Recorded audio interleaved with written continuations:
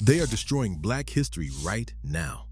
While you're scrolling social media and watching celebrity drama, powerful people are quietly erasing us from the American story. The Kennedy Center just scrubbed Black History Month from their February 2026 calendar. The Smithsonian is reviewing exhibits for patriotic alignment. The military removed Juneteenth programming from their websites. State after state is gutting African American studies from schools. They call it restoring American values. What values are they really restoring? This is the same racist playbook used for generations, but now they have found the perfect cover.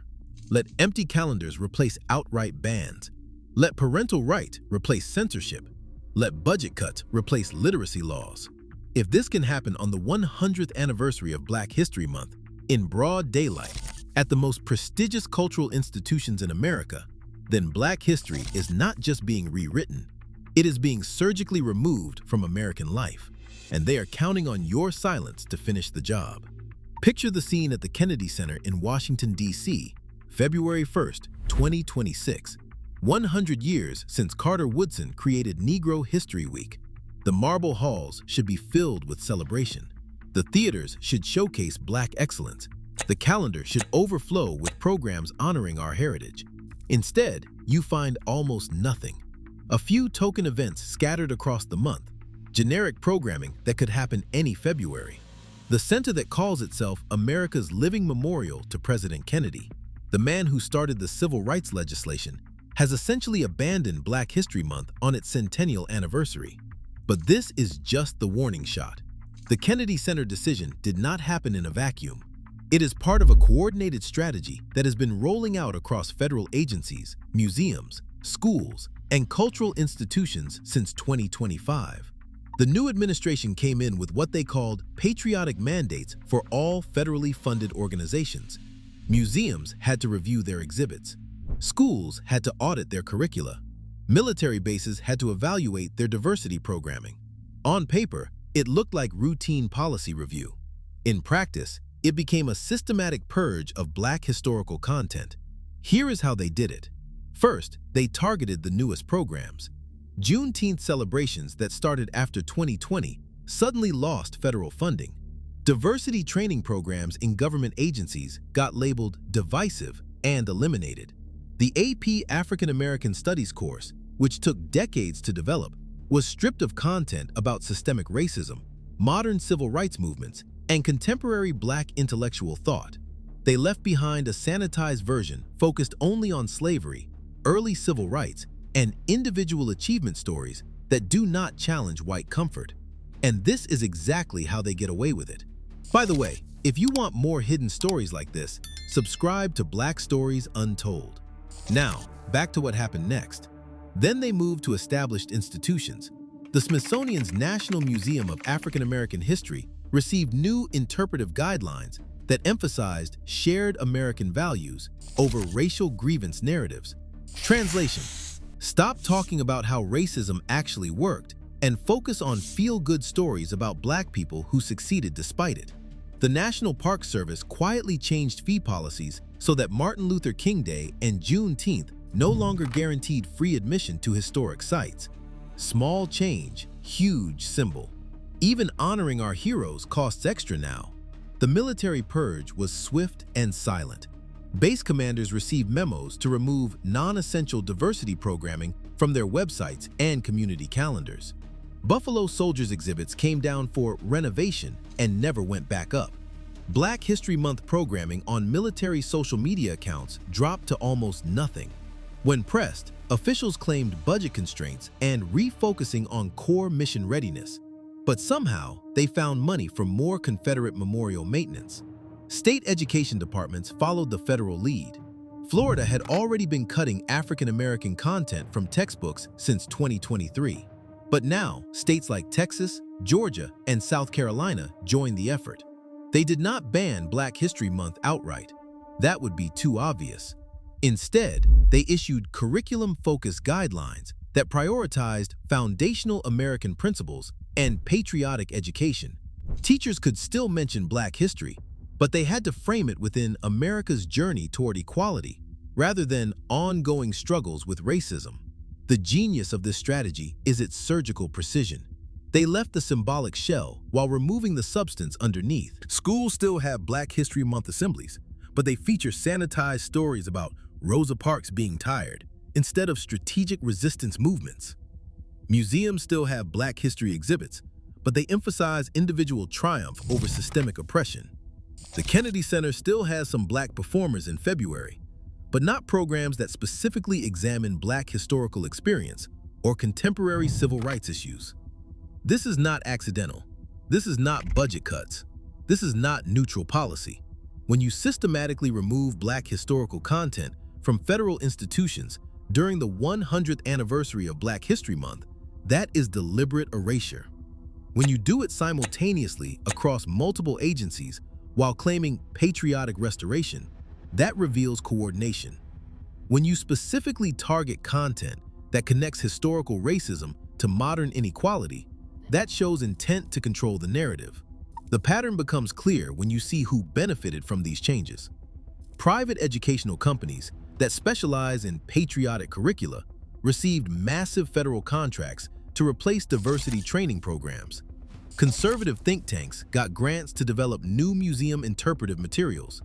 The same organizations that spent decades attacking multiculturalism and civil rights education suddenly found themselves writing official guidelines for federal cultural institutions. But the full picture is even bigger than this. This erasure strategy builds on a century of attacks against Black historical memory. After Reconstruction, white historians rewrote textbooks to minimize slavery's brutality and glorify the Confederacy. During the Civil Rights Movement, they attacked Black studies programs as reverse racism.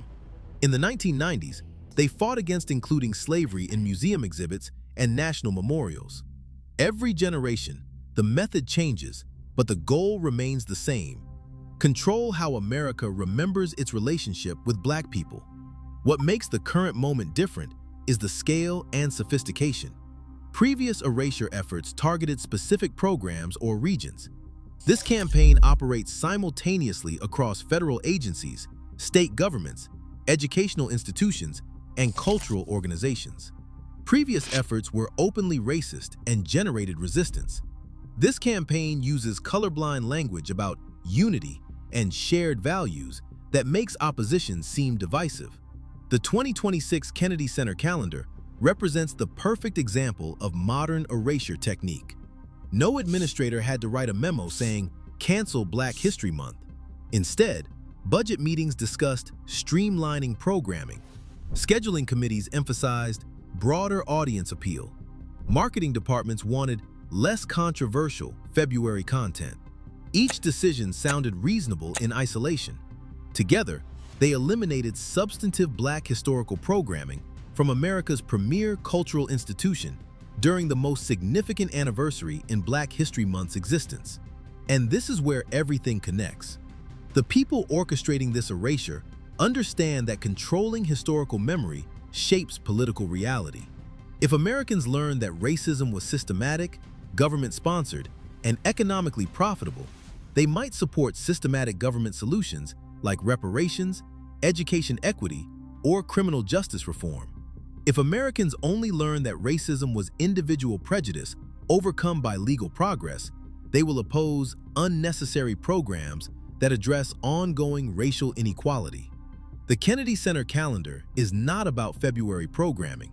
It is about ensuring that future generations of Americans never fully understand how white power was constructed and maintained through law, policy, and violence. It is about making sure they never connect historical exploitation to contemporary wealth gaps, educational disparities, or political representation. It is about preserving a version of American history that makes white people comfortable and Black demands for justice seem unreasonable. This is why they targeted the 100th anniversary specifically. Carter Woodson created Negro History Week in 1926 because he knew that controlling the story controls the future. He watched white historians erase Black contributions from textbooks and understood that historical amnesia was a political weapon. 100 years later, his fears are being realized on a scale he could never have imagined. The erasure is not complete yet, But the infrastructure is in place. Federal agencies now have patriotic mandates that can eliminate any programming deemed too critical of American institutions. State education departments have curriculum guidelines that minimize discussions of systemic racism. Cultural institutions have interpretive frameworks that emphasize individual stories over collective struggle. The legal and bureaucratic tools exist to systematically remove Black historical content from American public life. What happens next depends on resistance. The Kennedy Center calendar controversy generated protests from civil rights organizations and Congressional Black Caucus members, but mainstream media coverage was minimal. Most Americans never learned that their premier cultural institution abandoned Black History Month during its centennial year. Erasure strategy is exactly what the stakes could not be higher. Black History Month was never just about celebrating the past. It was about ensuring that each generation understands the continuous struggle for freedom and equality in America. It was about connecting historical resistance to contemporary movements for justice. It was about making sure young Black people see themselves as part of a proud tradition of survival, achievement, and resistance against impossible odds. When they erased that history, they erased the foundation for future resistance. When they reduce Black history to sanitized success stories, they eliminate the context that explains why Black communities still face educational underfunding, economic exclusion, and political marginalization. When they remove Black History Month from the Kennedy Center calendar, they signal that Black historical memory is not essential to American cultural life.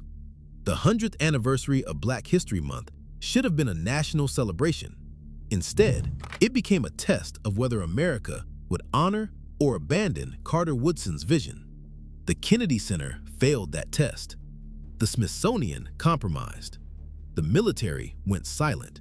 State education departments chose comfort over truth. Federal agencies prioritized politics over historical accuracy. But the story is not over. Every time they try to erase us, we have found ways to preserve and share our history. Carter Woodson created Black History Week because white institutions would not tell our stories. When they try to sanitize Black History Month, we can create new platforms and institutions that tell the full truth. When they empty the Kennedy Center calendar, we can fill community centers, schools, and digital spaces with programming that honors our complete historical experience. This was Black Stories Untold. And as always, thanks for watching. If you want more stories like this, click the video on your screen now.